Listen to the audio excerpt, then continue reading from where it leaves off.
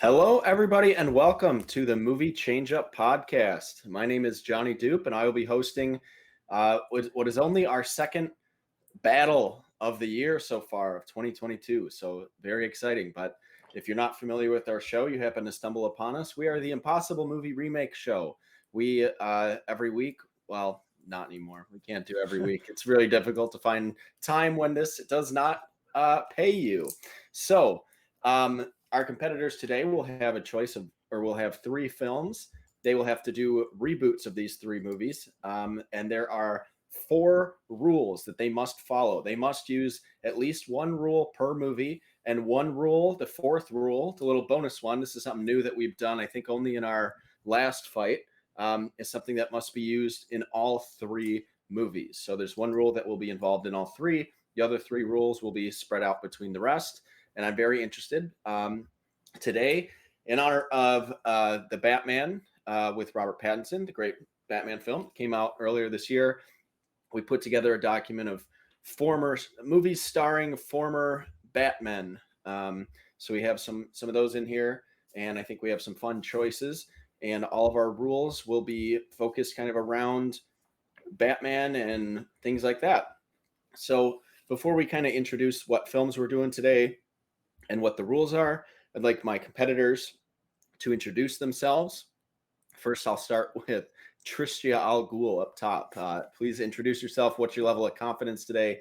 Are you a little rusty? And are you excited to take out Joe, hopefully? Look, I don't get rusty. I'm always on my peak game. But it has been a while since you played, so I was definitely a bit to get into the groove of doing the pitches again and to figure out what I wanted to do for each one. And we're coming back after a big break, so for a couple of these, I figured why not swing for the fences a little bit? Why not go big for the return game of my competing here for the pitches? I'm curious to see what Joe does with some of these because some of these movies do lend themselves to like a lot of strange takes because I feel like some of the premises can go in a lot of different directions. So I'm really curious to see where Joe goes with some of this stuff. But yeah, it's going to be a fun battle. I'm ready to fight. I feel pretty confident, and I've been really working hard on these pitches for the last couple of days, trying to get them to be the best they could be. So I'm excited to go into it and fight it out with Joe. All right. Yeah, I think even though we've had this document ready since basically the Batman came out, which now is streaming on HBO Max, I recommend everyone check that out. I think both the competitors today have only worked on them within the last like 24 or 48 hours. So Joe over there, the Joker, I like that name as well. I like that you two went villain names, and I went with the Duke Knight. Joe, what's your confidence level going into? I think this is your first fight with only three films. What's your confidence level with the new format? My confidence level is sky high. Based on my tattoo, I don't know if you can see it. I got Batman in my blood, so I'm ready to destroy Tristan and knock him down a peg or two. And his record's currently 0-1. I'm ready to make him 0-2 and put me 1-0. Give me a winning record, and Tristan doesn't even know what's about to hit him. So, yeah, that's all I have to say. Joe's got his Batman tattoo. Tristan came prepared with his Superman shirt, and I came with my Superman shirt, my Nicolas Cage, the true Superman. The only superhero. The only superhero. But anyway, so we will get right into it. Our three movies today that we are going to reboot are Pacific Heights from 1990, Smokin Aces from 2006, and The Great Reign of Fire from 2002. If you are familiar with those films, there's a couple of obscure ones there, but I think there's some fun choices. If you're not familiar with those films, I recommend Smokin Aces out of the three. That one's a fun, dumb one, but we'll see what our competitors can do and maybe improve on them. So our rules today. So these are our four rules. One must be used for all three, and the others will be spread out. But our first rule is one must star three actors or actresses that have played villains in Batman films. One must feature a lead character who recently abandoned his Christian faith, or what you might call he performed a Christian Bale. And then our third rule is one must be Oscar bait that takes place in Boston. I wonder who that rule is based around. And our fourth and final rule is one must be centered around Christmas in honor of the great Batman Returns. So let's do a little game. We started this last time. This is something we used to do off camera, but it's just something simple that will let our competitors decide who goes first today or who gets to choose what movie is first. So, in my hand, I'm holding an action figure of a Batman villain. I will go with, let's see, randomly, I'll say, Joe, you get your first guess, and then I'll go to Tristan. Whoever guesses the villain in my hand will get the first pick. I'll say Two-Face. Wow, right off the bat, Joe got Two-Face. I was debating on him or the Riddler. It's also over my shoulder, but I figured the Riddler was too front and center after being the star of the Batman. So, Joe, what movie are we starting with, and who is going first? Let's just start with the top one on the board, Pacific Heights, and to knock the little bit of rust off that I have, I will go first. All right, perfect. So, Pacific Heights came out in 1990. It was directed by John Schlesinger. There you go.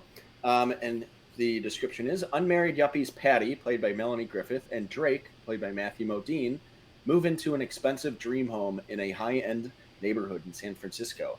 As they renovate the house, they look for a tenant for the first floor of their house.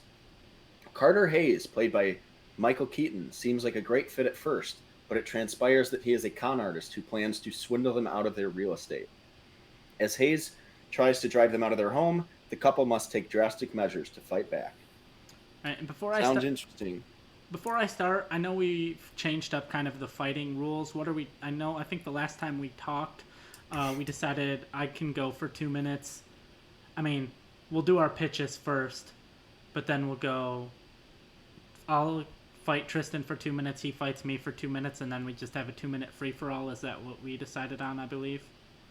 Yeah, that's pretty much what we did. I think what we did last time was, obviously you both do your pitches, and then you're going to get 2 minutes to kind of attack and defend your own pitch after hearing the other pitches. And then let's do this. Let's do 2 minutes to kind of take down the other pitch after you hear it, and then a minute to defend yourselves each, and then 2 minute free for all. Okay. Where you can kind of go back and forth, address any point. So it'll be 2 minute, 1 minute, 2 minutes, attack, defend, and rebuttals. Okay. So, Joe, let's start with your pitch for your reboot of the classic that no one ever heard of, Pacific Heights. All right. So first of all, I will say my director is going to be Ethan Coen. His brother just did his own solo project with The Tragedy of Macbeth, and so I'm giving Ethan Coen his own solo project. The role of Drake will be played by Paul Dano. The role of Patty is going to be played by Florence Pugh. The role of Carter Hayes is going to be played by John Turturro, usual Coen Brothers collaborator. And then finally, the role of Mako is going to be played by Ken Watanabe. And to kind of give you a feeling or a vibe of what this movie is going for, I was thinking something similar to The Favorite that came out a couple years ago. Kind of a little bit of a historical drama with some comedy added in. And I thought Ethan Coen, who's worked on films like Oh Brother, Where Art Thou, and even movies like Barton Fink, that have these kind of dramatic but still comedic elements, would be a good fit for what I'm trying to go for here. So, in early 1900s Boston, a newly married couple, Drake and Patty, purchase a duplex in the historic Beacon Hill neighborhood, and I'm also renaming my movie. It's going to be called Beacon Hill because I'm doing the role. Well, if you didn't notice already, I used the rule of Batman villain actors, and I'm also using the rule of this is Oscar bait set in Boston. So, this is the two rules I'm using for this movie. And there is no Pacific Heights neighborhood in Boston, so I decided to change the title of the movie to Beacon Hill, where this movie takes place. And so while searching for someone to rent the bottom level, there is a knock at the door, and it is a New York City businessman named Carter Hayes, played by John Turturro. He says he is looking for a place to rent and noticed their vacant duplex. He offers to pay $30 a month, which is more than what they're asking for. They're overjoyed to sign him. At first, things are great, but they notice Carter is acting odd. There are sounds of hammering coming from his duplex in the middle of the night. When they're gone, they notice stuff in their side is moved around. They confront Carter, but he denies everything and turns it around on them, and they apologize for confronting him. At one point, their neighbor Mako comes over and asks if they have a roach problem too, because he's been getting a lot of roaches. Just then, a roach scurries across the floor. Throughout the movie, they're noticing more and more problems with their duplex, and they're convinced that Carter is the one doing it. And then, so they ultimately decide to go to the police, and the police, investigate the problem, but they can't really do anything, obviously, because I've set the movie in the early 1900s. There's a lot less tracking and paperwork, and a lot of, you can't really look people up anymore. So this couple tries to do as much as their own investigating as they can. Slowly throughout the movie, they realize that this guy is not who he says to be. He's not some, up on the rise businessman. He's a, lowly con artist, and who has scammed people over and over and over again. And it's taken people, like, no one's ever realized that this guy keeps switching identities and doing all that. And ultimately, they finally break into his side of the townhouse after he switched the locks. They've had enough. They're trying to hunt him down, track him down, but he keeps eluding them. And they realize he has found his next identity he's going to steal, and it's Drake's, the kind of son of a businessman who's now starting his own real estate empire, starting with this townhouse. And ultimately, it leads to a confrontation between Paul Dano, who in this movie plays his kind of typical role of this meek, shy guy, which allows him to be kind of overpowered and intimidated by John Turturro's character. And it's kind of his character learning to stand up for himself, learning to kind of have his own inner power. And he ultimately stands up, and there's a fight. And ultimately, like, Paul Dano, because he's been working with the cops come in, they see Dano and Turturro fighting. And Turturro's ultimately, like, arrested for everything he's done. And then, end of the movie, turns out Turturro kind of has conned his way, has talked to the cops. The cops are now starting to turn on, believe him, because he's such a good communicator, such a good talker. And the movie ends with his release, and he basically is still back living at the duplex, and they can't kick him out because he has all, like, the paperwork of he rents there. And that's kind of the end of my movie.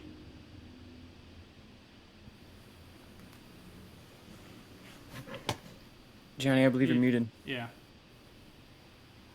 I am muted. Good point. I didn't want to interrupt Joe, but yeah, the Watanabes, I believe, are characters in the original movie, so I like the Ken Watanabe casting. I figure that was the inspiration for that. It was. All right, I'm interested. I was always hoping for a prequel to the movie Duplex, starring Ben Stiller and Drew Barrymore. And not that yours gave me that vibe, but you said Duplex, so that is what it reminded me of.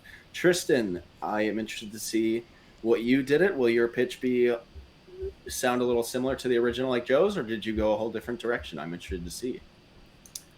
All right, so mine too sounds similar to Joe's. I also had an Oscar bait set in Boston for mine, and I'm also having mine set over Christmas week. So if you can put two and two together, one of those two is going to be my repeated rule. I'm sure you can probably guess which one. The director for mine is going to be Noah Baumbach. He has Marriage Story was a huge Oscar hit. He's always kind of a critical darling, and he rose up in this kind of like indie mumblecore kind of talking dramas that I think would fit really well in this premise here. And my writers here are Noah Baumbach and Greta Gerwig, who are a real-life couple, work together all the time. And I also have Mark Duplass on the script because he's going to be involved in this as well, give it that kind of like zany indie kind of feel to it too. My lead, Patty, is played by Greta Gerwig herself. She stars in a lot of everyone movies and in a lot of Noah Baumbach's movies. They got to start together in Frances Ha, so it'll be fun to see her back with him again. And Drake is played by Adam Driver from Marriage Story, so they worked together before, and he's in a role here of the husband of Patty.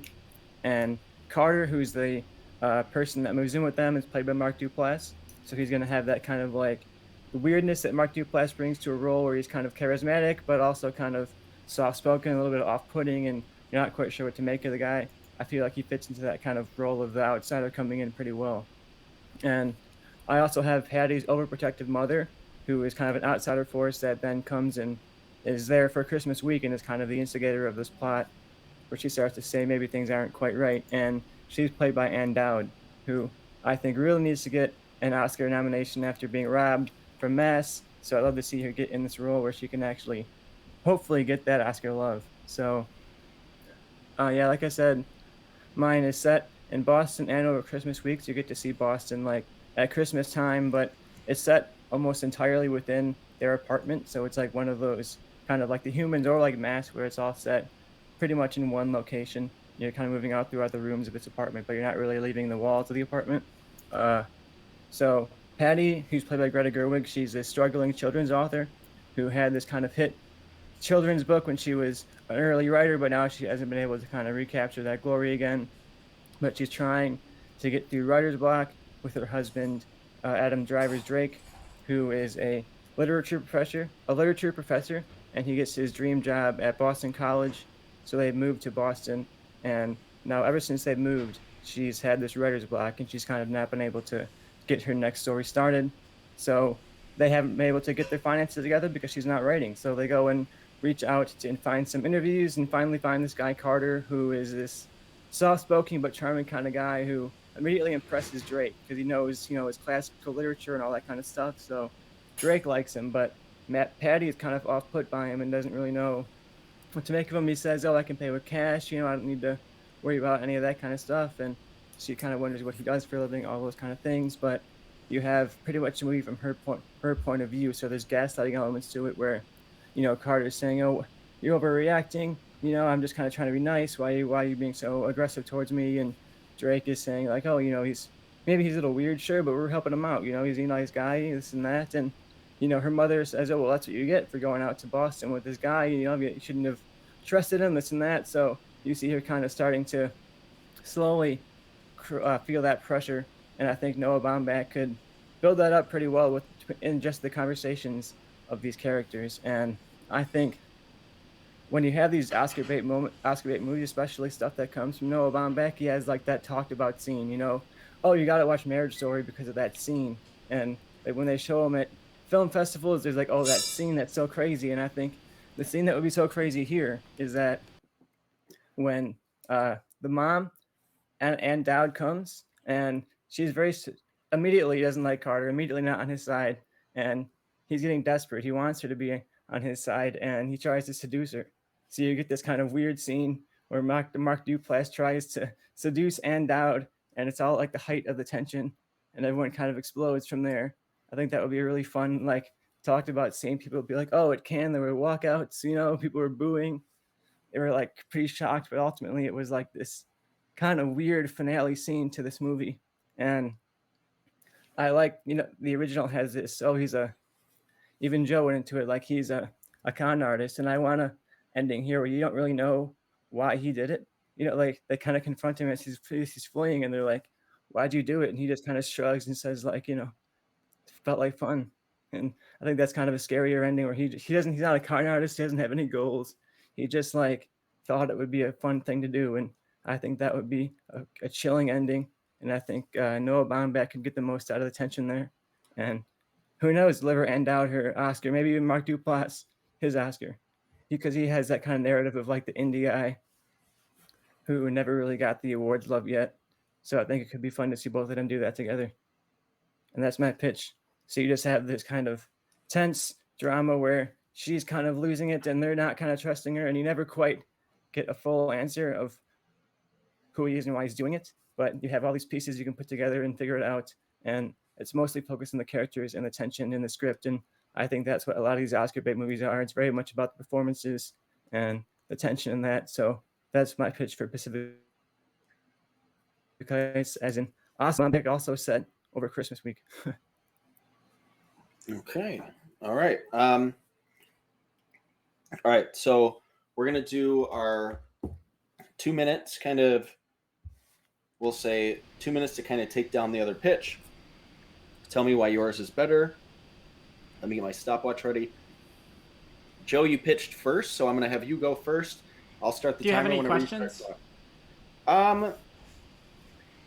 For you, I don't really, but just to get into it, Tristan, my question for you is going to be, I need to know more of you said it's set during Christmas week, but I need to know why that affects the story a little more. Mm-hmm. Joe, I would say yours I just need you to tell me why your film is different than the original because the pitch sounded very similar plot wise. I know that the kind of tone seems different to me, but I need to know like what's the point of this reboot if it's basically just different actors playing out the same exact story. That's kind of the vibe I got from it. So I'd say those are two kind of areas I need both of you to kind of address when you're fighting. But other than that, I mean, I kind of get the Oscar bait stuff. I totally get. I like the cast of both movies, so I'm pretty split down the middle. So I need some good points brought up. So Joe, as soon as you start, I will hit the timer. For mine, as far as what separates it, and also kind of to lean into more of the Oscar Beatty type thing of having any kind of political message or anything. One of the things that I didn't quite focus on in my original pitch, but I intended more in my movie, was kind of the idea of classism. It's not like a full-on like Parasite or any of those type of movies things, but one of the things I did want to hit on is like Paul Dano's character and Florence Pugh's character are like the kind of upper class kind of higher crust people, and John Turturro's character started off as like this poor guy, and it's like he got to this duplex, or Paul Dano and Florence Pugh like got to this duplex essentially because they got it from their parents' money. Their parents gave them money, and they're like, okay, we're gonna start our own real estate business in like 1900s Boston with this money. And John Turturro's more, he got to this duplex because he had to work for it. Sure, maybe it wasn't in kind of any kind of legal means, but it was still him conning people to get to the point where he could pay for this duplex. And it even starts with he's kind of proud of himself because he's able to pay more than what they're offering when he offers the $30 a month. And so, and it's kind of a little bit when the movie ends and he's still in his side of the duplex. There's like a little bit of you that's kind of happy for him, but you still recognize that this guy's kind of a monster, kind of a sleazy guy, but you understand what he's going for. My thing that I wanted to hammer on Tristan, and you brought it up, was 30 seconds. I didn't really feel anything Christmas related other than that the mom was in town because it was Christmas. I didn't really get any other vibe of his movie of like, why is this set during Christmas? And also, I don't know if Mark Duplass really makes this Oscar bait. I understand Tristan's narrative of like this indie guy rising, but I don't know if Mark Duplass is like the indie guy that the Oscar voters would latch on to. And so that's kind of my last point I had. All right, perfect. Yeah, you stopped with basically 2 seconds left on that. All right, I like that addressing it. Tristan, I will start the timer whenever you're ready. All right, yeah, I want to focus on the Christmas stuff because I kind of skipped that whole section here of the pitch because the movie takes place over Christmas week and it's kind of marked down by them building up to this Christmas party, and you have Christmas as like this ticking time bomb where like each day they get closer and closer to Christmas, you feel like Carter's getting closer and closer to tearing them kind of apart. You know, at the beginning where he's just kind of like gathering these personal information about these people from these conversations, he's getting more and more information out of them and kind of like weaving it into the other conversation. You're not quite sure, oh, is he just overly sharing, or is he kind of more sinister? And then as you get closer and closer to Christmas, you feel the tension ramping up, and not just between Carter and everybody else, but between Patty and Duke, because Patty and Drake, because their relationship is kind of getting more and more strained as they get closer to this Christmas party. And then they know the mother, who is very much like a wearing on the mental health of Patty, is also in town for it, so that's adding on to it as well. So you have kind of like this reverse where people sometimes feel like that build up to Christmas is so exciting and so fun. I want it to feel kind of nerve-wracking and terrifying, and you're feeling like as they get closer and closer to the day that like anything is gonna fall apart and happen. And then their final confrontation, like that moment where Carter is so desperate that he tries to seduce the grieving mother, and like that kind of explodes the whole dynamic of the house that takes place at the Christmas party, like on Christmas at midnight, essentially. So it's like you have this kind of building up of the tension revolving around Christmas. And for me, Joe, it just feels like kind of the same thing over again. When I want to see the Coen brothers do something interesting, I want to see them take something that that hasn't been done before, or something that, you know, has this kind of like big epic kind of roots. I don't know. I want to see them do something that's more open for them to be creative and do their own thing with it.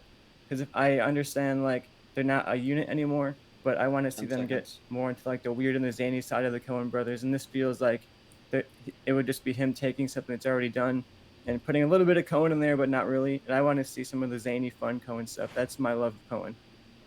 So, you know, right. I'm done.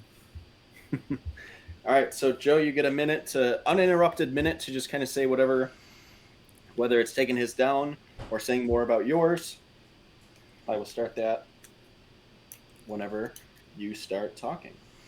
As far as seeing the Coen brothers do something original, we saw Joel Coen go, and his last movie wasn't exactly original. It was The Tragedy of Macbeth. It's a story that's been told 100,000 times. So what's Ethan Coen going doing a movie that's been told once and putting the Coen brothers style and putting his flair on it? So I don't know if necessarily because this movie's been done before, it necessarily means that he wouldn't do it or couldn't make it great. I mean, the first movie is one the three of us I don't think really heard of until this pitch came out. So there's a lot of room for him to play and a lot of room for him to do 30 seconds whatever he wants to.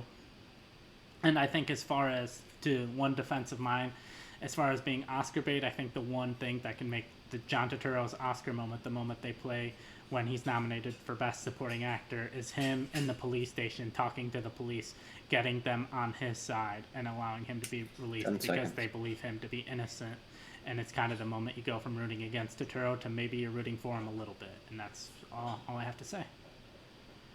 All right. Tristan, uninterrupted minute before we get into our 2-minute battle. Yeah, you can say that Macbeth was something that was done before, but he did it in a way with very unique style and told it in this big kind of stylistic way, and I don't get that from yours. Yours just feels like kind of this average drama that's kind of about class, but not really. Like it's sort of there, but not really, and like it reminds me almost of Buster Scruggs, where it's like that was the finale of the Coen Brothers, where it's like they took something and kind of had this Coen touch to it, but it wasn't really like anything that grabbed me. I felt like, oh, I'll get to that one eventually, and there's a handful of Coen Brothers movies like that where it's like, oh, I'll get to that one eventually, but I'm not going to. And I think Joe's feels like one of those that you get to it eventually, but you probably never would. And mine feels like an actual genuine Oscar bait movie that could win Best Picture. That sounds like a really fun drama, has great cast, Ann Dowd, Mark Duplass, Adam Driver, Greta Gerwig. I love that cast. All of them together sound like a great tense family drama. So I think mine just sounds like a much better movie than Joe's does. All right. And Joe sucks. Tristan always got to get his time, he gets his money's worth with the time. So, all right. I think I know most of the stuff I need to know, but I've been making it my fight basically based on points that you guys have made on this. I'm still pretty split, so I'm going to give you a couple minutes to kind of go back and forth, and hopefully one of you really wins me over here. So I'll start whenever, I guess, either of you start. All right, so all I have to say as far as Oscar bait, you have Ethan Coen, Paul Dano, Florence Pugh, John Turturro, and then even throw Ken Watanabe on top of that. I feel like that's pure Oscar bait. I feel like Tristan's knocking down how much, like, oh, this is just the average Coen Brothers movie. I feel like an average Coen Brothers movie is still far superior than most movies. And I still don't feel that it's an average Coen Brothers movie. I feel like this movie is all about characters and writing and dialogue, and I feel like that's something that's hard to necessarily convey in a pitch that Ethan Coen could knock out of the park and crush and make this a movie that you have to see, because you have to see all these characters interacting with each other. You want to talk about a movie that's all about characters and interacting and dialogue? That's my whole movie. It's them in the house talking to each other with a great script from great writers and great actors doing it. Like mine talks. We want to talk about character and drama and something that sounds really good.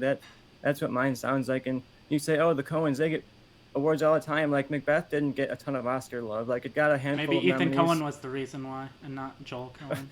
Well, sure, but then you can't say he's Oscar bait when you're just picking him out of a hat. Like he's not. The Coens aren't really like Oscar baity directors. They once in a while they get nominations, but it's not like, oh, every time a Coen movie comes out, it's going to get Oscar wins all the time. Like you go on the IMDb, I bet at least half of them you haven't even seen. Like Thank You for Smoking was on Oscar. Like some of these movies are not Oscar nominated movies. And I don't think like Joe tried to defend his and say, oh, it doesn't sound like just a generic Coen Brothers movie, and to me it does. It sounds like he took, oh yeah, John Turturro, he wrote him, let's throw him in there. Let's throw a couple of things in there that are Coen-esque, and I don't think it really sounds like a standout Coen Brothers movie. And mine sounds like a great evolution of Noah Baumbach's style, and like taking what he did in Marriage Story and escalating it to this bigger kind of weirder drama and adding in that Mark Duplass strangeness. I think would be a lot of fun to watch. So like having a Greta Gerwig, Noah Baumbach like drama talkity mixed in with like a Mark Duplass weirdness, and then you have Ann Dowd giving like an Oscar worthy performance. I think that would be a great one. That's something to be on the Criterion Collection. That's like an all-time kind of movie that I think people will be talking about and liking.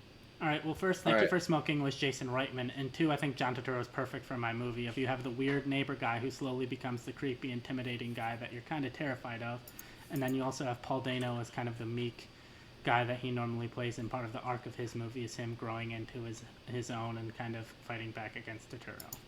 So it wasn't just All right, random so actors.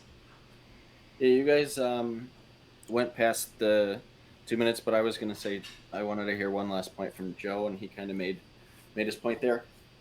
This one's tough. I've went back and forth. I would definitely see both of these films, and I like both takes on them. I think after hearing more about Joe's, it does sound more different than the original than I maybe originally thought. Tristan's I like because I think the character development would really work for Tristan's story, and I like that kind of explosion at the end. I'm still not exactly sure what happens with like the seduction of Ann Dowd. You kind of just said that starts happening and then people would walk out. So I'm guessing that leads to a really weird, steamy, hot sex scene between the mom and him if people are walking out of the theater. So I don't know if that would be like a super satisfying finale to this be like marriage story. Then at the end, like some old lawyers like banging Adam Driver, I mean, I can and tell you the ending if you want. it, no, that's okay. Um, I was back and forth here, but I think Joe won on a couple points. Tristan made some good points, but I think Tristan hurt himself by trying to say that the Coens aren't Oscar baity when the only thing Noah Baumbach's really ever done that got Oscar attention was Marriage Story. He's not some big Oscar baity guy just because he makes indie films that should be maybe Oscar baity movies, but like no one was up there nominating Francis Ha for Best Picture and things like that.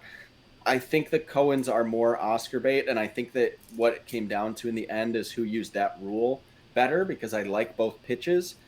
And I like Joe's idea of I think John Turturro is perfect casting for the kind of poor man that wants to con these dumb like young rich couple into living with them. I think Turturro with the Coen direction would really crush that role. At first, I wasn't sure if Joe's was a little too like he went more zany vibes, but I think the more serious he kind of made it sound and kind of the not quite Parasite, but the classism issues in that. I think that's a more compelling story for me personally than just Mark Duplass just doing this because he's having fun. I forget if that was your pitch or his pitch actually at this point. But I like Mark Duplass, but I've seen Creep, and I'm more sold on the John Turturro role than Mark Duplass doing this role. I think it would be kind of similar to that film. So in the end, I'm giving the very close, probably like 52-48 win for Joe. But we're starting off really close. I just think Joe made a couple good points, and I think that could have gone either way. But Joe's is a little more Oscar-y. I will say, I only had the cast and the director. I made up the most of pretty much all of the pitch on the spot. You can tell. And also, up until about an hour ago, I had Zach Galifianakis in the John Turturro role because I couldn't find anyone that I liked until I was scrolling through the cast of the Batman and I saw John Turturro and he was perfect. So I was gonna say, has Zach Galifianakis played a Batman villain? I forgot he voiced the Joker. yeah, he was the Batman Joker in the movies. Lego Batman movie. Yeah, so I think it was very apparent that you basically just did the same pitch as the original. Kind of went plot details, even the cockroaches. But the further you got away from your pitch and you started actually selling me on your movie, that definitely helped. So you only won that based on your fight. I don't think you're going to have the same luck if you have that same strategy going forward, though, because Tristan was very close on that. I think with a couple tweaks, he could have won this one because you barely squeaked by there. So Tristan, having lost that one, what movie are you feeling confident in to stay alive? I'm gonna go with Rain of Fire. Let's make sure you guys had a couple drinks in you, and then we'll get going. Perfect. All right, I might need to go grab a drink if we're getting into Rain of Fire. But I will say, I'll start with the description of Rain of Fire. It came out in 2002. It was directed by Rob Bowman. In present-day London, 12-year-old Quinn watches as his mother wakes an enormous fire-breathing beast from its centuries-long slumber. 20 years later, much of the world has been scarred by the beast and its offspring. As a fire chief, Quinn, played by Christian Bale, is responsible for warding off the beast and keeping a community alive as they eke out a meager existence. Sorry, eke out a meager existence. Into their midst comes a hotshot American, Van Zandt, played by Matthew McConaughey. His name is Van Zandt. Love it. Who says he has a way to kill the beasts. All right. So yeah, Reign of Fire is a real movie that happened, and if you don't believe me, go check it out. It's a post-apocalyptic movie about dragons waking up and taking over the world. And Matthew McConaughey is Van Zandt. Tristan, did you want to go first, or is Joe going to go first? I'll go first on this one. Let's do this one first. All right, perfect. You can start whenever, and I'm gonna grab a drink, but I'm still listening. So my two rules here are set around Christmas. It involves Christmas as a theme, and my main character has abandoned his Christian faith recently. My director, recently freed from the Fast and Furious, is Justin Lin. He stepped away over some incidences with Vin Diesel I have heard today, so he's now able to go do his dream job, which is directing my Reign of Fire movie. My main character, Chris, in our opening scene, he's just 18. He's in training to become a priest. He's heading home to Texas to tell his very religious family that he's actually not going to enter the priesthood after all, and he, in fact, no longer believes at all. So he's kind of nervous heading back home for Christmas to tell his family that, Merry Christmas, I don't believe in God at all. I'm not going to be a priest anymore. And right, of course, when he breaks the news, they kind of start to fight. And right in the middle of the argument, the earth begins to shake and the power begins to flicker. And they hear all these loud noises and they rush outside and they look out over this kind of nighttime Texas landscape. And they see these massive flying beasts out in the distance. And they're breathing out this ice cold breath all over the desert like snow. And there's like these giant flying creatures. They're not quite sure what to make out of them. And Christopher tries to run, but he stops in his tracks when a huge creature, even bigger than the other flying creature, sweeps down and kind of like hangs over them. And he's looking down at him. Christopher looks up at him. He's got like these 4 legs and these giant horns. And he looks up and the creature looks down and his nose glows bright red. And he goes, oh my God, blinding him. And this creature blows out fire, spews fire all over the house, engulfs the house, kills Chris's mother and his whole family. Chris flees, and we cut to 20 years later. Now, the once desert town is now kind of the snowy tundra, and Chris, played by Dan Stevens, is a warrior, and he kind of fights off these monstrous reindeers on the outskirts of civilization who attack humans and the humans are kind of trying to survive in this tundra, and these ice-breathing reindeers are attacking Chris, and he has to defend civilization. He's kind of wrecked with guilt because he kind of feels like he lost his family and lost his faith, and now he's stuck in this kind of post-apocalyptic reindeer world, and he's decided to become this professional badass driven by revenge. He's set on killing the red-nosed monster who leads these reindeers, and he's going to kill him. And the problem, though, is that he can't go directly to their leader. He has to take down all of their henchmen, too. Dasher, Dancer, Prancer, Vixen, Comet, Cupid, Donner, Blitzen. He has this whole army of reindeer he has to take down. So we get these kind of badass action scenes where, like, the reindeer attack, and Chris is barely holding them off the townspeople and saving them, and Chris is like, man, how am I going to do this? Like, it took us all this work, and all we took down was Blitzen, We got this whole team of reindeer left. What are we going to do? But he hears about this old man who lives out in the tundra that says he can control the beasts. And Chris is kind of out of hope. He says, okay, I have this one last leap of faith. What am I going to do? I'm going to go find this guy. So he takes this long ride out into the cold. He's starting to hallucinate. He's starting to lose it, freeze to death. He wonders, oh man, this must be the end. But he's saved by a old, kind of large man in a long gray beard with some worn red coat, and he's kind of make him out, and he looks up, and you see this character. He says, "Hi, my name's Kringle," and you see he's played by Nicolas fucking Cage. That's right, we got Nick Cage in here as Chris Kringle, and he says, "Look, I am the man who was once in control of these beasts. We lived up in the north, and we were in hiding. We're in this land called the North Pole, where mythological creatures, we all kind of still exist up there, and I kind of help keep them at bay with these magical reindeers, and I have this ancient power not to defeat the beasts or to kill them, but to tame them." And he's worked along with a city of elves up in the north to help keep the monsters in check, and he only takes them out once a year to kind of let off their magical steam and fly around the world in one night, and that's his kind of one night to let off the magic of these reindeer. And other than that, he's training them, keeping them in check in the north. However, things changed when a new creature was born with a very shiny nose and the inability to fly or spit icy breath, and he was kind of an outcast. All the other creatures, they used to laugh and call him names. They never let him play any of the creature games. And then especially one especially foggy night, it was Christmas 20 years ago, and he says, "Hey, Rudolph, I want you to lead my sleigh tonight." And Rudolph goes out, and they're desperate, so he has to lead. He leads them out in this charge 20 years ago, and Rudolph turns against them. He kind of overthrows Kringle and reveals his full power, that he's actually this fire-breathing monster. And so the reindeer that are left are the ones that kind of joined Rudolph's side and turned against Santa and killed all of the elves and kind of like took over the world.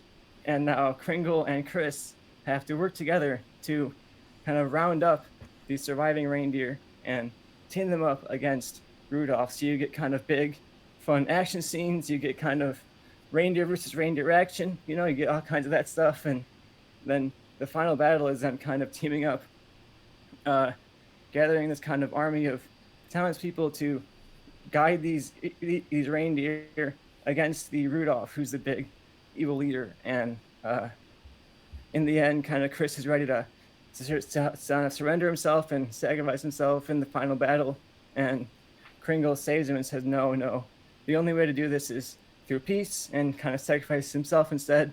So our final scene then is Chris now living in the north, and he himself has taken on this kind of role left behind by Kringle, where he's kind of this tamer in the north who's keeping this mythical world at bay, away from the humanity of the rest of the world. So you have that kind of switch where in the beginning he's a priest, and he's kind of lost that faith entirely, and now he's switched to being this totally different role as like a keeper of the mythological world in the north. And you tell it all through this crazy magical reindeer story with Nick Cage as Kringle. So that's my pitch. If you're gonna make Reign of Fire, make it the crazy movie you find at 2:00 in the morning and you say, "What the fuck am I watching?" I think that fits with the original movie. And there's my pitch. All right, I'm deciding what the better title for Tristan's movie would be. It's either you'd lose the G in Rain, and it's Rain like Reindeer of Fire, or it's Rain like the Reign of Fire film, but it's Reindeer Games with the reindeer. So I like it. It was when you said the bright red nose, I'm like, he's not talking about Rudolph. And then it continued, and you definitely were. So that's a direction that you can go. Joe, I'm interested to see how many reindeer are in your film. 0. The director of my movie big mistake is David Lowery, who just did The Green Knight. The role of Quinn in my movie is going to be played by Jude Law. The role of Van Zandt in my movie is going to be played by Michael Shannon, who played Zod, the villain, in Batman v Superman: Dawn of Justice. The role of Creedy is going to be played by Barry Keoghan, who played the Joker in the Batman, and the role of Alex Jensen is going to be played by Anne Hathaway, who was Catwoman in The Dark Knight Rises. So, and the other rule, obviously I used the 3 villains in Batman movies, and then the other one is just like Tristan, a character who lost their Christian faith. So My movie, Michael Shannon's character, Denton Van Zandt, is a former American soldier from Kentucky in current present day. He lays in bed asleep with a Bible on the nightstand covered in a small layer of dust. He's having PTSD flashbacks of his entire platoon raided in the night. They were bunkered down deep in a cave in the Middle East when his entire platoon was attacked by these small flying demons shooting fire at the soldiers. We pull back to Denton asleep in bed. He rolls over and there are burns all along the side of his face and body. He goes to confession the next morning and is talking with the priest, saying he feels like a sinner even though he hasn't sinned. He feels that he doesn't believe his God would allow his men, good men, to be attacked by demons like that. He doesn't know if his God is real anymore. All across the globe, news reports keep popping up of various sightings, underground and in caves. Everything from demons, dinosaurs, El Chupacabra, and the Loch Ness Monster. Cut to England. Quinn Abercrombie, a pastor, is preparing for a funeral. We see various pictures and medals in his office. He is a former member of the British military. He and his assistant, Pastor Creedy, are conducting a funeral over the grave when a 10-foot-long dragon bursts out of the hole. The dragon shoots a burst of flame over the funeral attendees. Cut to 5 years later. Earth's population is decimated. It's revealed that with global warming, many dragon eggs dating before the first ice age that were in hibernation have warmed to the point of incubation and hatching. The various militaries have tried fighting off the dragons, but with so much of the leadership gone, the only people with any success have been these various militias. With America deemed a lost cause, Denton Van Zandt takes his militia to the largest amount of dragons to kill them at the source, England. On the sailboat ride there, because flying is obviously deemed too dangerous, they run into a lone dragon. There we learn Denton has killed many, and he has learned it's best to kill them in the twilight hours, which is kind of more of a twist in the original movie, but in my movie I'm just making it kind of something from the very beginning. He and his crew, including Alex Jensen, kill it during sunset. Upon arrival in England, he soon meets up with Quinn and Creedy, and they kind of talk to each other, learn about each other, learn how each other have been fighting dragons. Quinn and Creedy learn that Van Zandt used to be a man of faith, but he's kind of lost his faith because of what happens. Ultimately, Van Zandt accepts that these dragons aren't demons, and that Quinn teaches him that the Bible isn't meant to be exact. It's not supposed to be a fully 100% true story because it was written by man, and man is flawed, and it's just important to have faith no matter what that faith is. And during their battle against the dragons protecting London, Quinn and Van Zandt become good friends, and they also learn what they previously thought was wrong. These aren't all old eggs. Some of them are, but there is an old mother dragon still laying eggs underground. These two guys and their two militias work together to coax the mother dragon out of the ground under London out into the open, and the movie ends with Van Zandt sacrificing himself during the battle against the mother dragon so his and Quinn's militias can live. And before he sacrifices himself, Quinn asks Van Zandt why he's doing it and what if they don't win, and Van Zandt says he has faith, and that's kind of the end of the movie. You just kind of have this hopeful thing that ultimately they're going to win. They're going to take out all the dragons, and humanity will live on and rise again. All right, so no reindeers. So we have here the Killer Rudolph movie versus the young Pope fighting dragons, and I'm interested to see the results of these fights. Tristan, I don't know if I have a question about your movie that I can narrow down.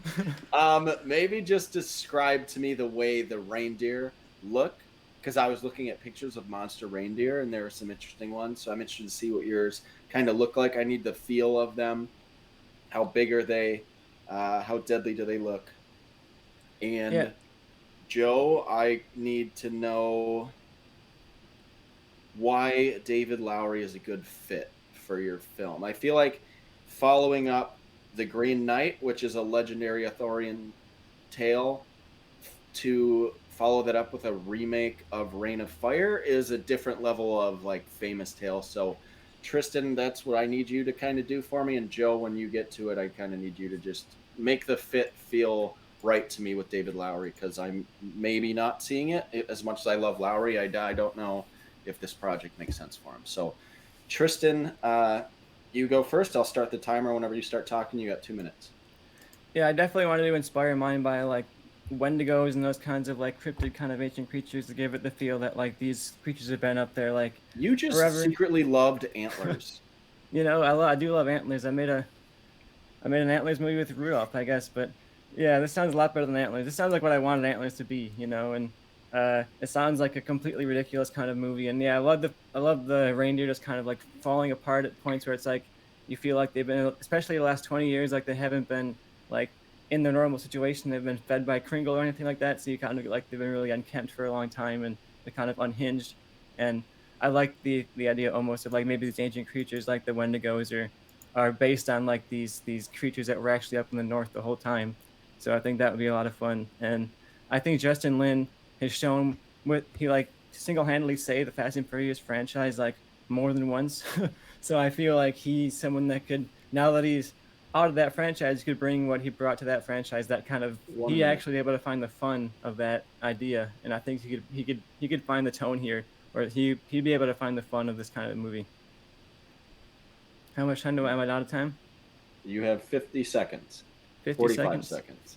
Well, yeah, I think Justin Lin is definitely a good fit, and I liked the Christmas stuff. Like, sure, we stay set around Christmas, but I actually like that I was able to like bring the themes in of like him finding like belief again, and he's lost his belief at the beginning, then by the end he like believes again, and you have that kind of redemptive arc that you get in Christmas movies, and but it's in this kind of like twisted kind of way where he's not believing what he thought he was going to believe in, but he's believing in like this totally different thing. And Joe has that in his, where it's like, oh, you want to in the end have it be like, oh, it's cool that he believes again, it's cool that he has hope again. And I like that about Joe's, but I think mine actually does it in a cooler way, because he goes from like this hopeless killer at the beginning to like the defender of the whole realm of humanity at the end. All right, that's 2 minutes. Joe, 2 minutes whenever you start talking. As far as David Lowery being a fit, one of the things I wanted to focus on more was kind of the humanity aspect. Obviously, you have the dragons and fighting the dragons, and you have the cool moments with the dragons and cool shots of the dragons. But I think those types of movies kind of are at their best when, whether it's Jurassic Park or any kind of movies that involve, or Jaws or anything, is like when you care about the people. If it doesn't really matter how cool the dragons are or how cool any of this other stuff if you don't care about the people. And I feel like with movies like Ghost Story and other kind of human focused movies that he's done, I feel like he can make you care about the people and, you know, care about the journey of Michael Shannon's character and kind of Jude Law and all of these other characters within the movie. And then also with like the effects work and some of the stuff he's done in The Green Knight, because I think some of the things when the dragons are smaller, I think it would be cool to have that done practically, and then even the shots of like the bigger dragons, and mixing practical and CG effects would be really good. And then as far as Tristan's pitch, you said David Lowery isn't a good fit. I think Justin Lin is a fun director. You know, he did good with Star Trek Beyond. I'm a big Fast and Furious fan, but I almost felt like what Tristan sounded like is there are a lot of horror aspects to that movie, with the reindeer coming down and killing people, and similar to Reign of Fire, and I just haven't ever seen anything from Justin Lin like that. And I don't know if that's kind of in his wheelhouse or anything he could do. I feel like he's more of like the fun, dumb action, but I don't know if he can do any of like the horror elements that you would need for a movie like that. And I just feel like Tristan's, like you said, is like the type of movie that would be a direct to sci-fi movie that would debut at 2 a.m., but I don't know if it's really a verifiable, quantifiable, actual theatrically released movie. You got anything else? You got 5 seconds. Oh, that's it. Oh, could have really said Tristan sucked, but no, Tristan sucks. It's not on the record. Off the record. All right, count. Tristan, you get a minute to kind of say whatever you want to say about your film before the free for all. So just start whenever. I think Nick Cage would be a great addition to this. You know, we haven't talked about Nick Cage too much in this debate, but Nick Cage is a Kris Kringle attempt, like, not necessarily Santa, but essentially a Santa type. You know, he could bring in like the gruffled kind of outcast that he brought to Pig, or he's kind of been on the outskirts of society. He doesn't really talk to people. He's really forward and kind of like not what you would think of as is necessarily a Santa, but he kind of grows into being more of a warmer character as he hangs out with Dan Stevens more. And I think Dan Stevens and Nick Cage together would be a really fun dynamic. I think they'd have a great time in this kind of an 30 action seconds. movie. And like Star Trek Beyond, I think uh, has definitely some elements of like body horror to it and some really great practical effects. I think even if you don't like the movie, there's definitely some really, really good effects in that movie.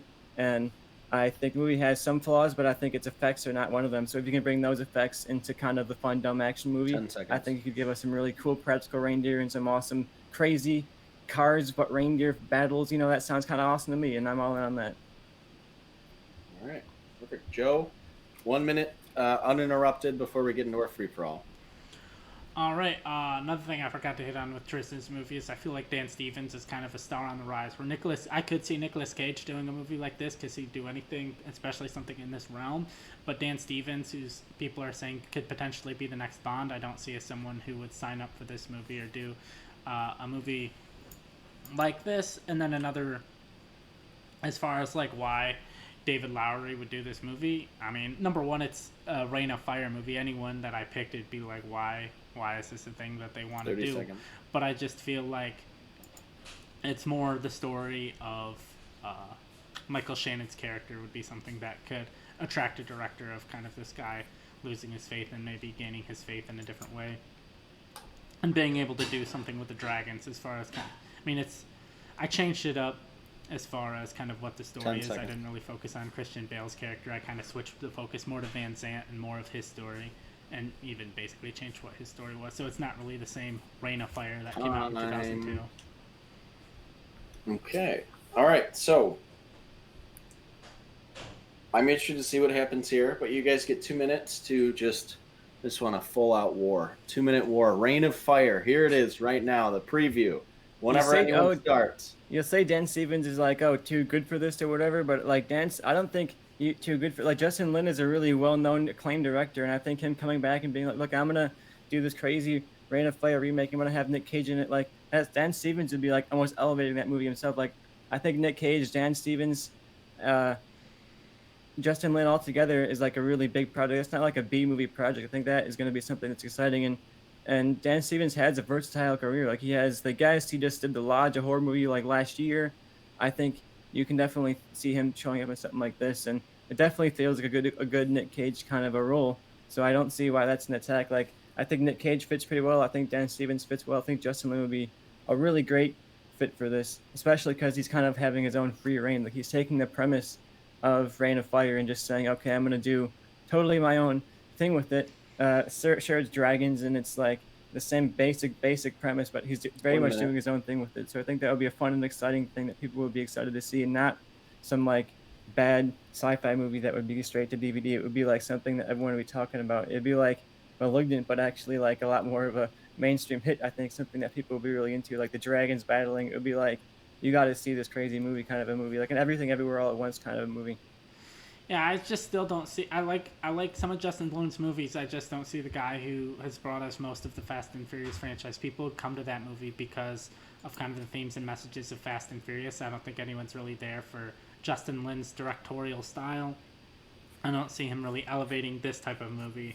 I feel like ultimately this movie ends up in the bargain direct-to-DVD bin. As far as this being a theatrically released movie, I don't think that he necessarily has the talent to make this a kind of Everything Everywhere All at Once type of movie.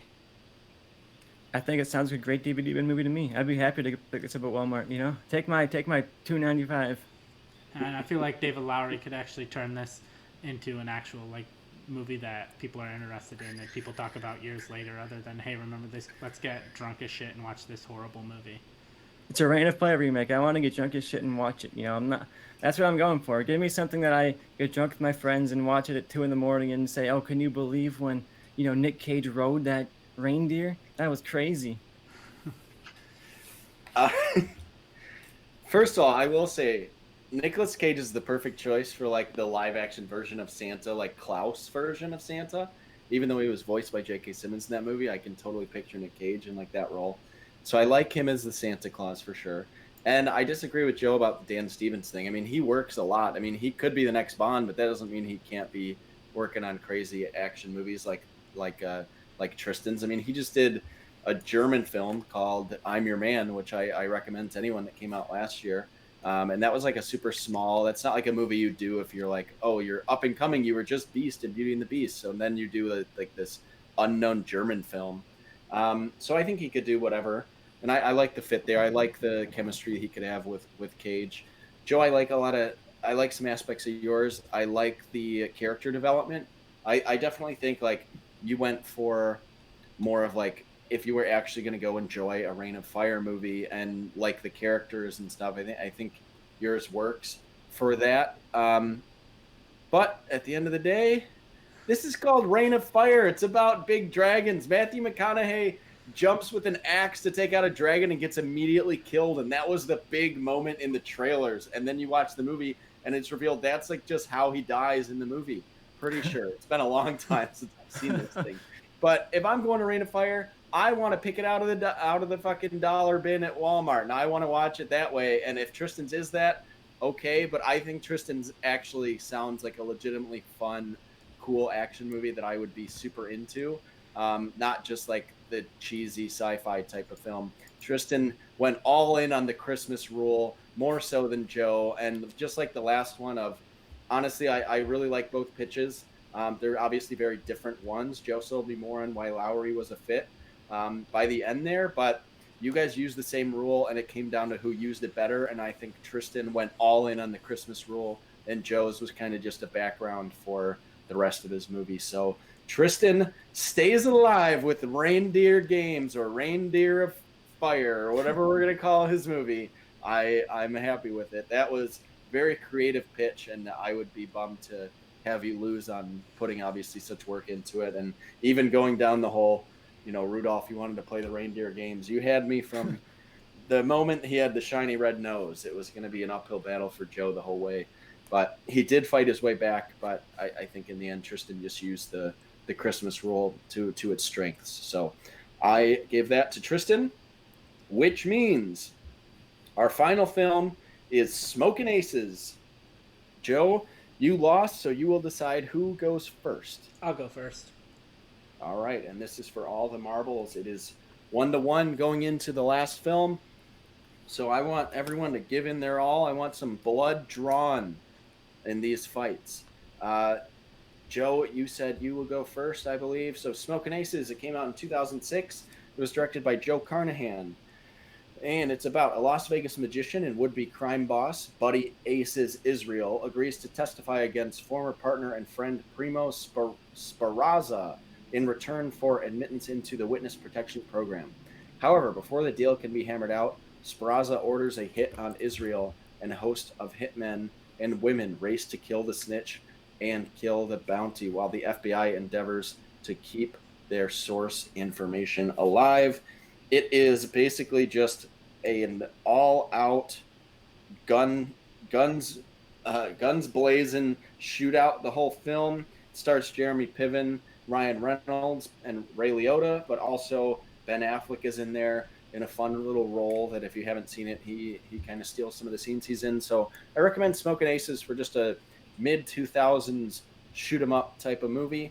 Smokin' Aces is what it's all about. So I'm interested to see if you guys embrace, similar to the last one, like Tristan embraced the craziness and the zaniness of Reign of Fire, or if you go a more serious route. I'm interested to see what you guys do with Smokin' Aces, because I think you could make a strong pitch either way. And Joe, let's hear yours first. All right, so if you've been keeping track of the rules, obviously I've been using the Batman villain actors, but I'll get to my cast after my pitch. And then that also leaves me with the rule of this one is centered around Christmas. And if you're going to center your movie around Christmas and a type of movie like this, there's one director that screamed out to me, and that's Shane Black. And I kind of changed up a little bit of the story of this movie as far as the tone and what we focus on. So after wannabe New York mob boss Aces Israel offers to testify against his former partner, mob boss Oscar Koch, that's Koch, he is placed in the witness protection program. However, he is an insufferable asshole, and the FBI agents in charge of protecting him quickly keep asking for reassignment. There's a nice little montage of him doing different things to the FBI agents protecting him, and that is until his case falls in the lap of Agent Messner. Messner is kind of a screw-up agent who is at the end of their leash. They're told their career with the FBI could be over if they fail this assignment. When Agent Messner arrives, Aces is surprised to learn that the agent protecting him from the people that want to kill him is a woman. He does everything from hit on her to make sexist jokes, and frustrated that she will be away from her family during the Christmas season, she doesn't take any of his bullshit. And then at one point we see contract killers Georgia Sykes and Sharice Waters spot Aces after he sneaks out of the house to score some coke. They call back to Oscar Koch, who puts the hit out on him and makes it an open contract out to any and all hitmen, telling them to bring him home. From there, an array of hitmen, contract killers, and any bad guy with a gun in the New York City area comes hunting down Aces with Agent Messner as his only line of defense. And we see, and a lot of this movie is different hitmen coming in, and they all have their own fighting styles, and so we see a lot of fights go down with various fighting styles happen. So that's one of the things I wanted to focus on. And there's lots of fun action comedy like you would expect from a Shane Black movie. One of the things is a running joke of people pronouncing Oscar Koch's last name as Cock and him correcting them before killing them. And because it's Christmas, one of the times, and I have the character of Laszlo Sloot, who in the original and in my version can wear rubber latex masks and pose as different characters. And in my movie, one of the times he poses as a mall Santa. Ultimately, through running from the hitmen, Aces and Messner wind up in Koch's office. There, it's slowly revealed that this was all a setup. Through their bonding, Messner lets it slip. She was an undercover agent. And earlier in Messner's career, she posed in the lower level of Koch's operation and worked alongside Koch's son, and she is the reason that Koch's son is serving 25 to life. Messner is confused and asks what Koch would have done if any of the hitmen actually killed Aces, and Koch laughs and says that wasn't the plan. They all knew to guide you back here so Koch could watch her die. Aces interjects and says, well, except the Tremor brothers. They are just crazed neo-Nazis looking for a reason to kill anybody. And Koch orders Aces to kill Messner, and because of the fact that they've been able to somewhat bond throughout this movie, he refuses, and Koch tries to shoot Aces for betraying him, and Messner kills Koch. The two escape the facility and are met by the Tremor brothers, and they surprise ambush them and kill Aces to collect the bounty. And Messner just stands there in shock as the credits roll over her. For my movie, Aces Israel is going to be played by Robert Downey Jr. Agent Messner is going to be played by Uma Thurman, who played Poison Ivy in Batman and Robin. Oscar Koch is going to be played by Christopher Walken, who was a villain in Batman Returns. Laszlo Sloot, in honor of him wearing a rubber latex mask in The Batman, is going to be played by Colin Farrell. The Tremor brothers are going to be played by Angus Cloud, who is most known for playing the character of Fezco in Euphoria. And then I also have Jack Quaid and Zac Efron. And then Georgia Sykes and Sharice Waters, the two kind of contract killers that work together, are going to be played by Zoe Kravitz and Michelle Pfeiffer, who've both played Catwoman as just kind of extra as far as Batman villains go. And that is my pitch.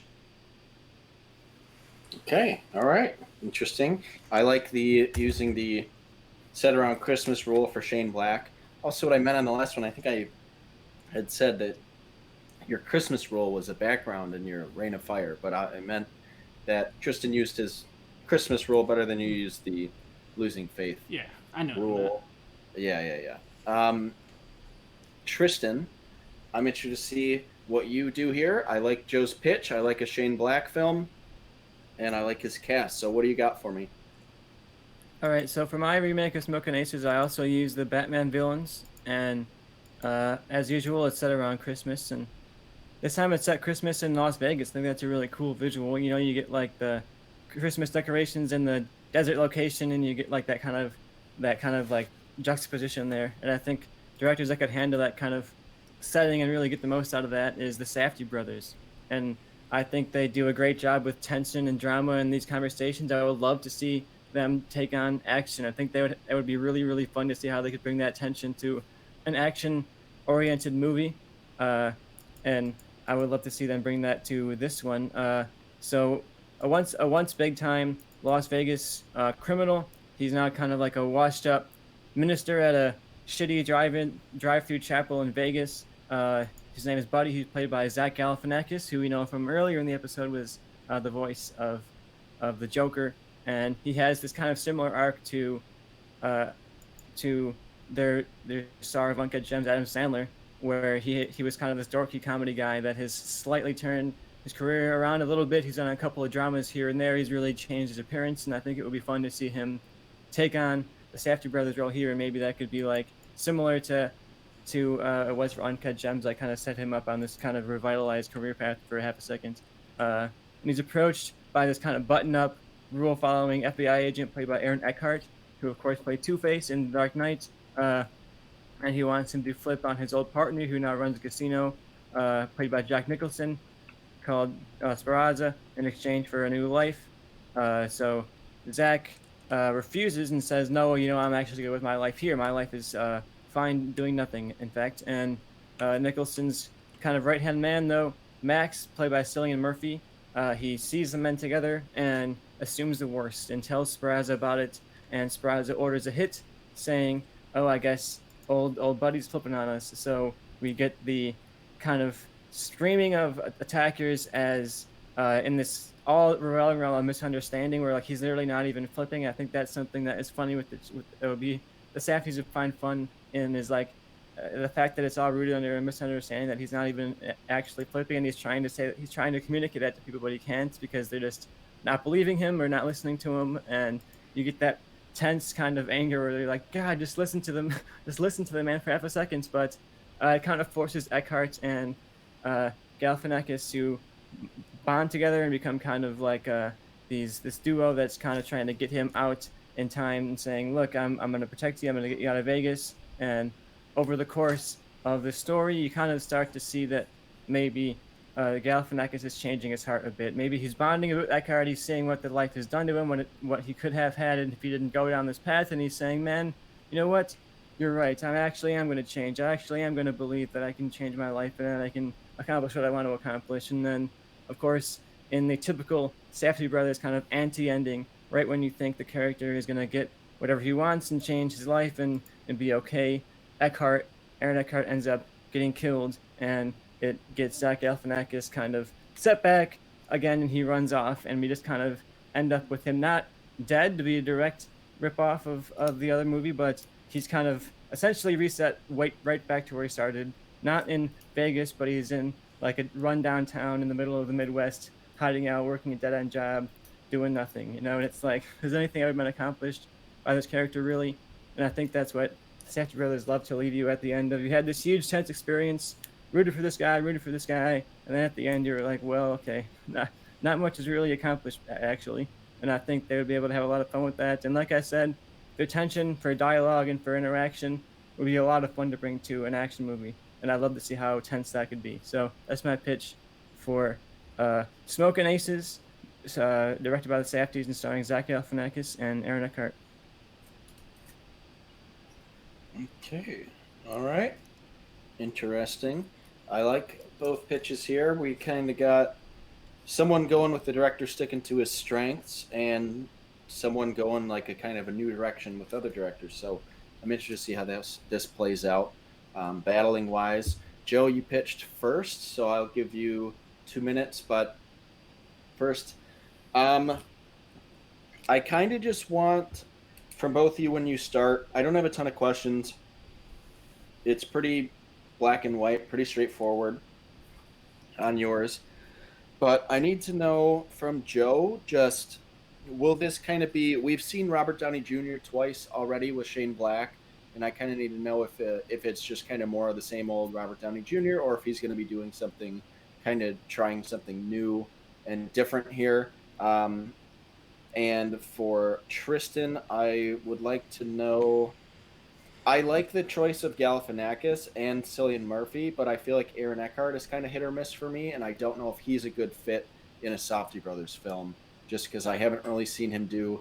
His most enjoyable role for me was in like Thank You for Smoking, and I think he's good at like that super charming, charismatic character, and I don't see the Safdie brothers, based on their filmography, really having that type of role. So I want to know kind of what Aaron Eckhart's role kind of is in your film and what kind of character he plays. And Joe, I want to just know just kind of what the Robert Downey Jr. performance is going to look like. Everything else, I think answers itself. So, Joe, I'll start the 2-minute timer whenever you start. All right, so kind of like as far as the Robert Downey Jr. performance, kind of how I envision this character is it is something a little bit different than 100% what we've seen from him before. Is you kind of get the vibe that he's kind of like this worm type character, this lowly, like obviously you find out that he's been in the mob, has mob connections, but he is ratting, you feel like he's ratting out his mob boss, and you feel like it is ultimately like you think maybe he's doing a good thing, but he's doing it for his protection. And throughout the movie, through his bond with Uma Thurman's character, and he's like saying things to Uma Thurman's character at first, and you definitely don't like him, but throughout the movie he's a little bit more charming, and you kind of understand maybe where he's coming from throughout. But then obviously when you have the villain turn, that this was all a setup and this was all just to get Uma Thurman in front of Oscar Koch, that you realize, oh no, this guy is kind of the worm, and he kind of reverts back to this worm character until he ultimately refuses to kill Uma Thurman, and you realize there is a little bit of goodness in there, but that is more kind of the character that I would say Robert Downey, he's like this worm type character that, I don't really feel like I've seen him fully play before, especially not in a Shane Black type movie. And I feel like ultimately what my movie is the relationship between Robert Downey Jr. and Uma Thurman's character, with these various, assassins and whatnot coming in, defending and fighting them, and Uma Thurman in these various fight scenes. 30 seconds. Oh, that she's like done, that we've seen her do in movies like Kill Bill, and I feel like it could be kind of interesting. We've seen him do a lot of buddy cop type movies, but we haven't seen any of those buddy cops be a woman in a Shane Black movie. So I feel like that would also be something different and maybe challenging for him, because he hasn't done it before, and it would give his movie a different flavor than what he's had before. All right. I think I got a good idea of that then. Tristan, you got 2 minutes whenever you start. You're muted. I start out with my Aaron Eckhart character, get a picture of him, in that he starts off as this very kind of charming, charismatic, he's a Vegas kind of FBI agent. He just kind of like smokes and drinks and is very calm and chill, but you see over the course of this movie, he just starts to break, and I think it'd be fun to see Aaron Eckhart play that character. We're used to seeing him be that smooth, charismatic guy, and you see him over the course of the movie, over the pressure that the Safdies put the character under, just breaking and starting to hear his voice crack, and like by the end of the movie, he's just like completely kind of unhinged, and you see kind of like the change in that character that I think would be a lot of fun to see Aaron Eckhart pull off. And plus, the Safdies are good at taking an actor and kind of pushing him to do something slightly out of the comfort zone, so I think they could get that out of Aaron Eckhart. And for me, Joe's just sounds very samey for Shane Black. It just sounds like he's kind of doing the nice guys again with like a slightly different setup and things like that. But it sounds tonally similar, a lot, essentially like it's the nice guys. And I wanted Safdie to do something unique and fun that kind of pushes them to new heights, to try new things instead of just repeating things. And I think it's like they take the beats that I know they can do well, like a really tense character drama, really kind of the anticlimactic ending that kind of like feels like that sigh of relief, but it kind of also a disappointment in a way. So I think that you take what they do well and you put them in a totally new situation that would be really fun to see. And Joe, if it feels like a movie where halfway through I'd turn it off and just watch The Nice Guys instead. Mine sounds much more interesting, forward step for the career of the Safdies, and instead of just like at least at the most a parallel step, if not a step down, for Shane Black. And also, Joe, you suck, and my pitch is better than yours.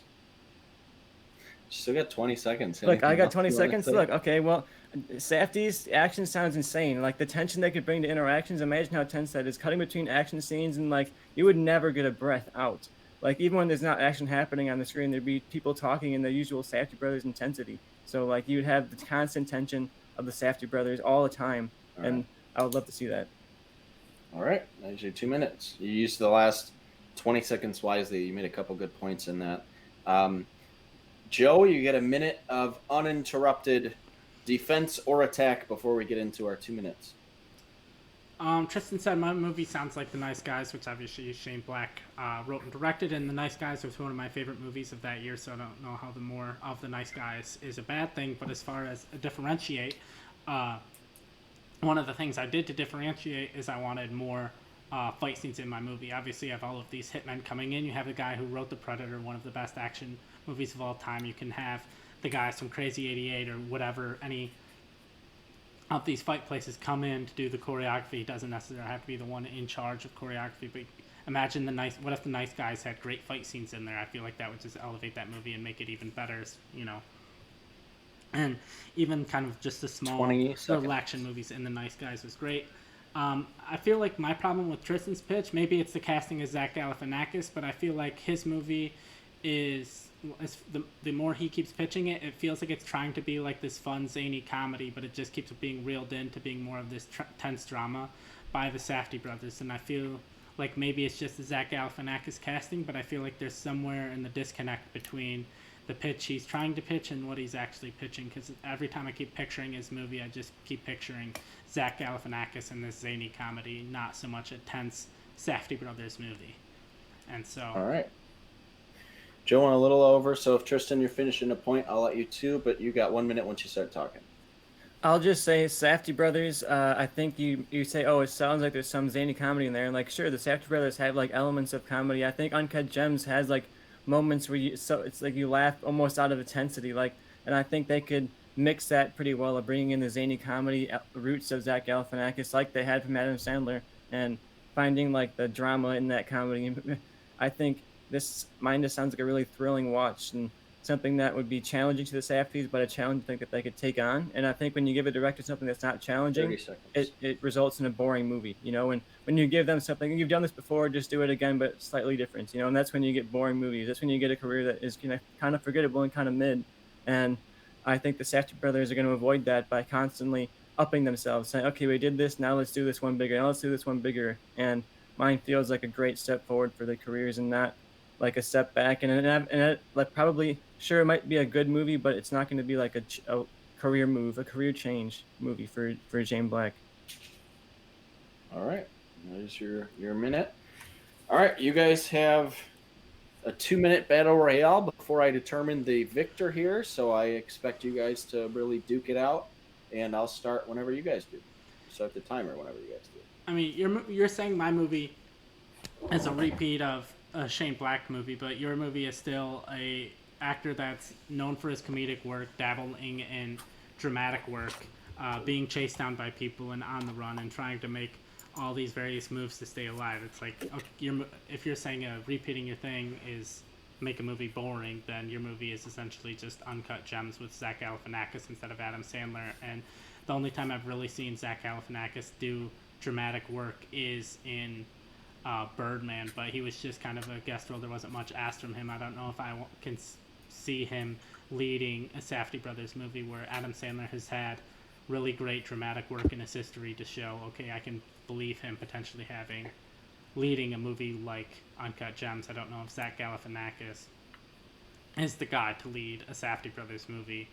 He's done a handful of drama movies. He was in, it's kind of a funny story, it was a mental health dramedy he was in, and he the show Buckets and FX that had dramedy elements. I think he's definitely shown some history for dramatic work, and especially comedic dramatic work, and I think that would be something this would work really well with. And you have, like you're saying, it's just a repeating of Uncut Gems, but it's like a completely different setting, it's a completely different setup, it's a more action oriented. There's these two characters, it's kind of more of a buddy comedy than like a guy on the run movie, you know. And I think like yours, it has so many elements of the Nice Guys. It's not just like the basic setup. Like sure, mine has some elements of Uncut Gems, but yours is like, it's in Vegas. It's based on this kind of sleazy characters. It feels very much like kind of the same thing. And mine, sure, it's like a guy being chased by guys, but like that's kind of the premise of the movie, you know. And I think that's like a really bare bones way of looking at it. I think mine just sounds like a much more interesting move for the Safdie brothers, something that I would love to see them do. And Shane Black, I just don't want to see him repeating stuff. I mean, Shane Black has shown he's at his best when he's doing a buddy comedy type movie, and I feel like it's best to put him back in that realm. And that's exactly what I did. And I threw some curveballs, I changed things up, and I feel like I did things that would improve it or make it different. And it's not, I don't feel that this movie is just the Nice Guys again. I feel like there's elements, but there's also elements of Kiss Kiss Bang Bang, which to me are without a doubt his two best movies. And I'd rather go that route than just be like, oh, I have Shane Black, but I'm doing something completely different than what he's done before, and who knows whether he can knock it out of the park. I know he can knock my movie out of the park. All right. All right, that was a good battle. You guys both put up good pitches. And you both used your rules well. I'm stuck, not really stuck, but I my point's gonna be made on one thing I'm still kind of going back and forth on is I know exactly what Joe's movie looks like. I know that I would enjoy it. It reminds me of obviously it reminds me of The Nice Guys, but it does remind me of Kiss Kiss Bang Bang. I know what a Shane Black movie looks like, and I know I'd have fun with it, especially if you throw in some of that those zany characters with the action and the premise I like. Tristan, I love the Softy Brothers, but you went in a direction where I don't know what your movie's going to look like. I don't know if Zach Galifianakis will work. I think he will, but I don't know for sure. I don't know if the action will work in a Safdie Brothers film because they haven't shown it to me. Um, so it comes down to, do I go with the pitch that I would be interested to see, but I don't know if it'll work, or the pitch that is more of the same, but I definitely know I'd like it. Um, and I think to me, if you were giving me that choice, with these directors, I would be more excited to see Tristan's movie because it's something that I haven't seen before, and I think Zach Galifianakis is a great choice to work with the Safdie brothers. I don't like the more of the same. I was a little disappointed, even though I love Adam Sandler at Uncut Gems. I was a little disappointed to see that Adam Sandler is going to be the star of their next film. I'm sure he'll be great in it, but I want to see them continue to work with actors who maybe you don't see this performance coming, then they show it to you. Zach Galifianakis, I think, is a perfect choice for that because, like Tristan mentioned with Baskets, he's shown that he can do some dramatic stuff before with some of that comedy in there, and even like Adam Sandler had some funny lines in Uncut Gems, even though it was overall a more serious role. I think Galifianakis would do well there. I like the rest of the cast in his as well, and yeah, I think at the end of the day, I know I'd like Joe's movie, but it doesn't excite me as much as the idea of Tristan's does. So I'm going to go with Tristan. But all three of these fights were super close and could have gone one way or the other. But I think the fights really determined them. Tristan really sold me in that last 20 seconds of his first 2 minutes on the Safdie brothers action. And that is what really intrigued me because they drill the tension down so much in their movie. I'd be interested to see combining that tension with this perfect plot for them, and then to see what they could do with action. You had a strong last like 20 seconds, your 2 minutes, and that really stuck with me. And I think that might have been the overall tiebreaker. Like Joe's getting darker and darker over there. It's getting harder and harder to see him as he's losing sunlight. So we'll kind of wrap this up. But I'm gonna give Tristan the victory here, but it was very narrow. You guys were every pitch could have gone either way. But they ended up going in Tristan's direction, and I credit his giant monster reindeer for this victory. Yeah, I was just glad that wasn't pitch one. You know, I was like, save that one for like round two. Right? Yeah, you can start first. off with that one. But Tristan, what do you got to say after your victory? Look, I'm just happy I came back and I won. You know, I got nervous because they're definitely close pitches, and it was hard to argue against some of Joe's when they sounded very good. You know, and but I'm happy. Like I said at the beginning, I tried to swing for the fences on at least one of them, and I think I'm glad I hit that one. You know, I would have been a dud if I put that crazy pitch out there and you guys were like, well, that sounds dumb. You know, so I'm pretty happy that at least I won on the reindeer pitch. That was the only one I really wanted to win on. So the fact that I won on the Smokin Aces pitch is pretty exciting too. So especially when I switched out the director as Joe was giving his pitch. So I'm pretty happy about that too. Made the right choice. Who was your original director?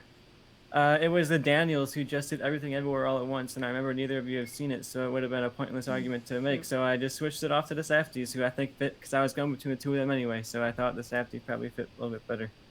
Yeah, I think that's what won you that point, so that was a good change. Just like Joe with his first movie that he won on, changing some stuff up and kind of adding to it as he went on, he kind of won with that. So both of you guys kind of just won on the fly and kind of just, you know, ad-lib some things and won that way, which is good. Joe, you were defeated, but you did get one win here, which is important because that'll go towards championship matches and things like that. Because as of right now, I think I have one win and two pitches that won. Tristan now has one win and he has three pitches that have won. And you've obviously only done one fight and you have one pitch that have won, but you have a loss. What do you got to say after your I know it's 2-1, which is everything's going to be like narrow defeats now, I feel like. But what do you got to say after like narrowly losing on a couple pitches there? There was no good pitch, or sorry, no bad pitches tonight. The one thing I think, like obviously with like Tristan's reindeer pitch, it kind of comes down to like what you look for in a pitch. I could see 100 judges judging that. 50 of them will be like, well, that movie sounds insane. There's no way I'm voting for that. And the other 50 go, that movie sounds insane. Sign me up. So a lot I of think Tristan got the right judge for that pitch for sure. Yeah, and I feel like a lot of this show, you have to know your judges. You have to know who you're writing pitches for. I feel like we've been doing this for nearly 2 years now, and I constantly am developing my strategy, changing my strategy. I think ultimately the best strategy is kind of have your director and your cast locked in, have a bare bones pitch, and then as questions come in or as you see stuff in other people's pitches, just adapt your pitch throughout. That's definitely what I did for Pacific Heights.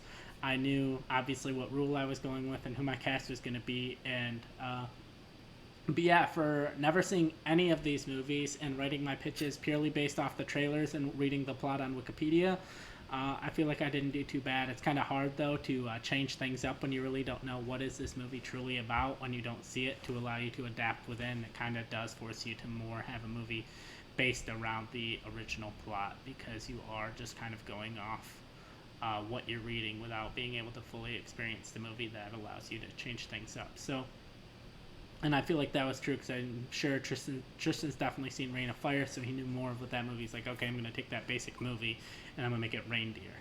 And that terrorizes down. Where me not having seen it, I'm like, how much of this movie am I truly losing? But, you know, it is what it is. I take my loss in stride. I think next time we battle, I'm going to be judging, because we had a competition with the Oscars where we all picked which one we thought was going to win Best Picture. I clearly picked Coda, so I get to pick 3 movies and 4 rules that all have nothing to do with each other. So it'll be fun to see what they do with it. Yeah, I'm very excited for that fight. I always love battling Tristan. I feel like it always comes down to the wire with us, and we always go back and forth. Yeah, it's There's going to funny. be a lot more yelling that week. Oh yeah. This was way more mellow than it needed to be. Tristan and I will bring back the fighting. But it's funny because thinking back on it and looking at these pitches, like if I wasn't sitting in the judge chair and you guys did the same exact pitches and Bobby was here, I think Joe would have won 2-1 and every decision would have been flipped. I think Tristan would have won his Pacific Heights because I'm pretty sure Bobby's seen Marriage Story and he probably would have been more into like the character development, stuff like that. I'm a huge Coen Brothers guy, so I went with Joe there. I think Bobby would have liked Joe's pitch, but he would have been super out on Tristan's reindeer pitch. And I think for the last one, Bobby's a much bigger Shane Black fan than I am. As much as I like Shane Black, I think Joe would have won that if Bobby was sitting here. So it does come down to not only, how good your pitches are, but not exactly pandering to your judge, but kind of knowing who's deciding and going towards those strengths. The softies are maybe already one of my, maybe my favorite working directors right now. So Tristan made this smart pivot right before he went by changing that up. But yeah, I think if Bobby was sitting in my chair, I think Joe might have won either 3-0 or 2-1 on that one. Because I don't think he would have been as into the reindeer one as I was for sure. And he would have been totally down for a Shane Black movie. I know Bobby's used Shane Black a lot in his pitches before. So yeah, it comes down to just kind of having strong pitches and hoping the judge decides your movie. Hopefully one day we can get 4 of us back on here again for a fight instead of just one judge, because it does help having that second judge to kind of help make those decisions. So when we can make it work, we'll get all 4 of us for sure. We'll talk to Bobby next time we do our movie. Maybe when Tristan and I fight, we'll get Bobby and Joe as co-judges. But at the time being, thank you for checking out our show. You guys got anything else you want to say before we head out? Any plugs? Yeah, I was just going to tease our next battle episode of give our 3 movies and our 4 rules to give people kind of an idea of what to look forward to. So the 3 movies I chose for them to do is Quick Change, which is a movie I recommended, I think, on one of our recommend episodes. A great Bill Murray movie from 1990. Double Dragon, a nice video game movie from 1994. And then I had a movie, I think I had Hancock in there originally, and Johnny's like, I've pitched that movie before, I don't want to pitch it again. So I'm like, fuck it, I'm going to pick a movie I know they definitely haven't picked pitched before, and that is the recent Morbius from 2022 is the other movie they have to pitch a reboot for. And then as far as their 4 rules, 1 must be directed by its star, 1 must be a horror comedy, 1 must include characters made famous by both Samuel L. Jackson and Jack Nicholson, and 4, 1 must have a soundtrack completely performed by 1 artist who is a past or present judge on The Voice. And so, it'll be very interesting and curious to see what they do with those movies and rules. Yeah, I'm intrigued to see the rule that gives me the most intrigue out of that list is the soundtrack of The Voice, because normally on here, like today, not once was soundtrack ever mentioned. Not once, we can't come up here and start singing songs and like pretending that we wrote music for our movies. So I'm interested to see how that plays out and how important that rule is to your film. Because if you just say offhand, like, oh yeah, whatever, Usher, whoever the fuck made my music, and then you never mention it again, it's like, all right, what was the point of that rule? Or you could go all in on it and really, really sell on it. So I'm interested to see how that plays. And Tristan is a big musical fan, so we're gonna see what where that goes. I already have a list of ideas. I wouldn't be surprised if that's Tristan's rule for every movie and it's different artists every time. We'll see what happens, but I'm excited for the fight. I feel like that's definitely never going to be a rule that wins you your pitch, but I could see it being a rule that loses you your pitch. If you say, oh, my movie's like this hardcore dramatic movie, and then you're like, Shakira's doing all of my music, you're just kind of be left like, I don't think that fits. I think that's a bad use of your rule.